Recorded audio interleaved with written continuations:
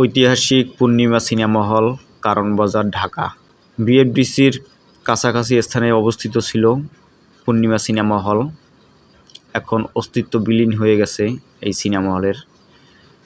Cinema হলটি দীর্ঘদিন বন্ধ থাকার পরে ভেঙে ফেলা হয়। এখন পরিত্যক্ত অবস্থায় জমিটি পড়ে আছে।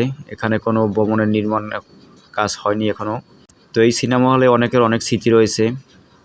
কার কী ছবি দেখে স্মৃতি রয়েছে কমেন্ট করে জানাবেন। আমাদের অনেক স্মৃতি আছে, অনেক ছবি দেখেছি এই সিনেমা হলে। জনপ্রিয় সিনেমা হল ছিল এই পূর্ণিমা সিনেমা হল, ঢাকার একটি। তো সিনেমা হলটি দর্শক বন্ধ হয়ে যায় সিনেমা হলটি।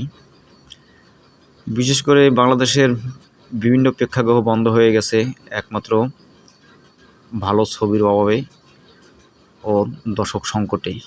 এক সময় বিনোদন কেন্দ্র ছিল সর্বস্তর মানুষের সিনেমা হল, আর এখন বিভিন্ন মাধ্যম হওয়াতে বিনোদনের সিনেমা হলের দর্শক কমে যায় এবং মানসম্মত চলচ্চিত্র না হওয়াতে।